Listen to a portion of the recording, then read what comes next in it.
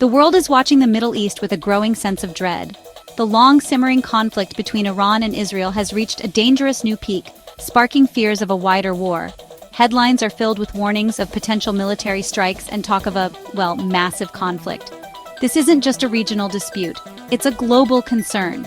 The stability of the entire world is connected to the fragile peace in this region.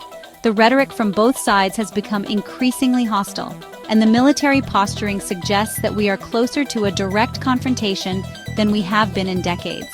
This situation raises a critical question for all of us. Are we on the path to a third world war? The roots of this conflict are deep and complex, involving decades of mistrust, political rivalry, and ideological differences.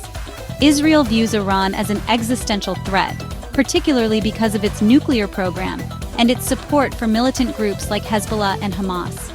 For its part, Iran sees Israel and its close ally, the United States, as hostile powers seeking to dominate the region and undermine its sovereignty. This long-standing animosity has created a shadow war fought through proxies, cyber attacks, and assassinations. But now, the conflict is threatening to burst out of the shadows and into the open, with potentially devastating consequences for everyone involved. Recent events have poured fuel on this already raging fire.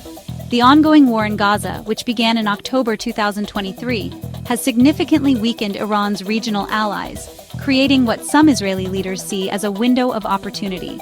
Israeli Prime Minister Benjamin Netanyahu has been vocal about this perceived vulnerability, stating earlier this year that the Iran terror axis has never been weaker.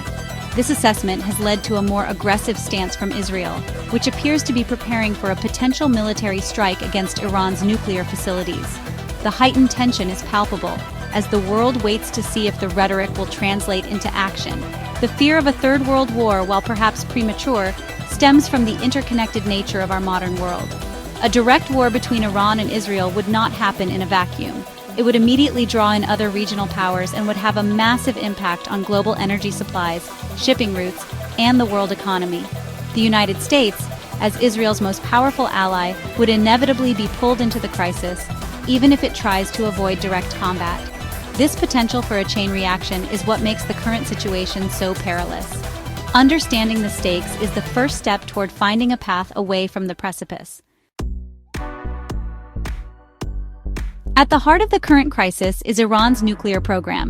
For years, the international community has worked to prevent Iran from developing a nuclear weapon. These efforts led to the 2015 nuclear deal, known as the JCPOA. But that agreement fell apart after the U.S. withdrawal in 2018. Since then, Iran has accelerated its uranium enrichment activities.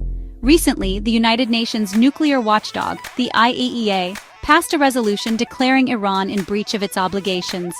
Iran's defiant response was to announce plans for a new enrichment plant, pushing the situation closer to a point of no return. This is the core issue driving the immediate threat of war. Israel has made it clear that it will not accept a nuclear-armed Iran.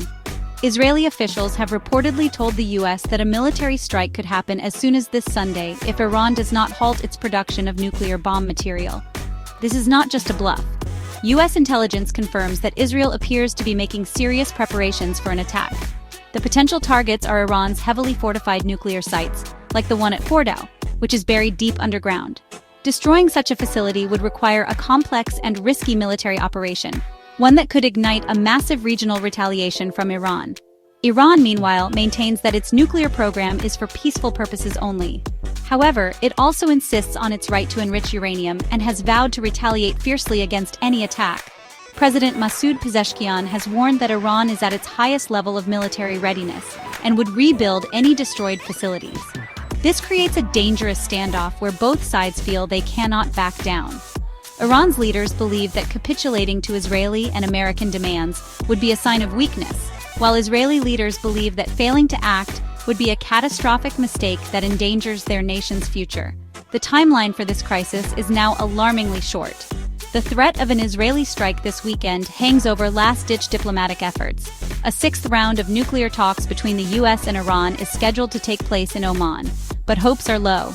Iran's supreme leader has already rejected a U.S. proposal, and the talks are deadlocked.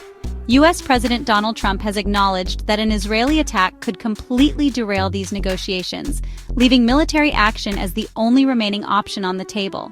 The world is holding its breath to see if diplomacy can pull these nations back from the brink. The escalating crisis has sent shockwaves through the international community, forcing nations to take sides and prepare for the worst. The United States finds itself in a particularly difficult position. As Israel's closest ally, it shares the goal of preventing a nuclear Iran. President Trump has warned of a massive conflict and stated that an Israeli attack is possible. However, the White House has also signaled that it will not directly participate in an offensive strike. It has reportedly told Israel that while it would not provide offensive assistance, it could offer intelligence and defensive support if Iran retaliates, a fine line to walk in a volatile conflict. This cautious stance from Washington reflects a deep concern about being drawn into another major Middle Eastern war. The U.S. is still prioritizing a diplomatic solution, but it is also taking concrete steps to protect its citizens and assets in the region.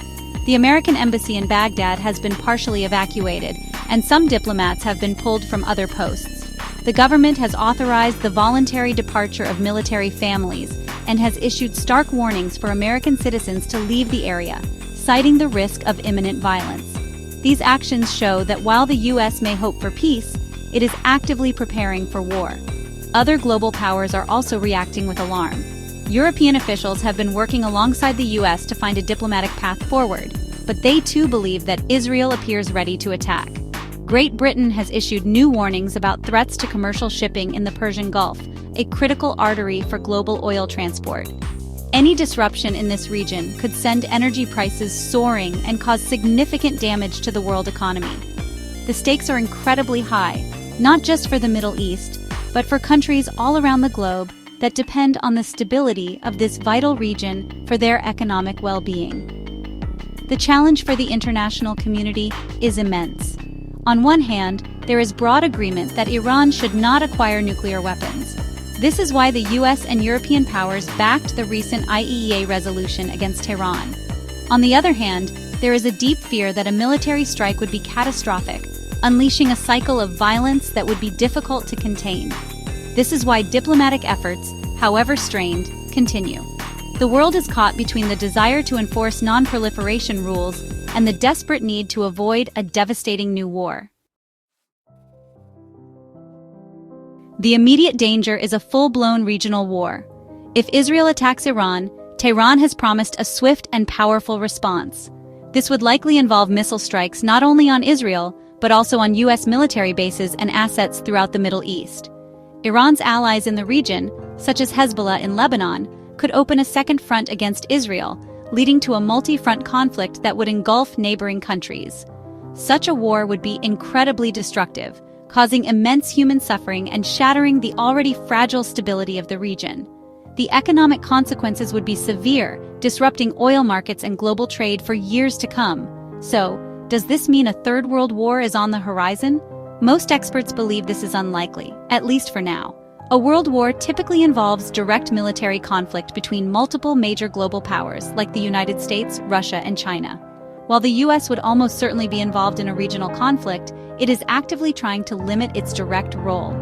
Russia and China, while often aligned with Iran diplomatically, have shown no appetite for a direct military confrontation with the United States over this issue.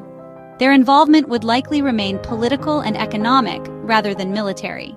The key factor preventing a regional conflict from spiraling into a global one is the shared understanding of the catastrophic consequences. No major world power wants a direct war with another. The logic of nuclear deterrence, which kept the peace during the Cold War, still applies. Even if Israel's strike is successful, it may only delay, not end, Iran's nuclear ambitions.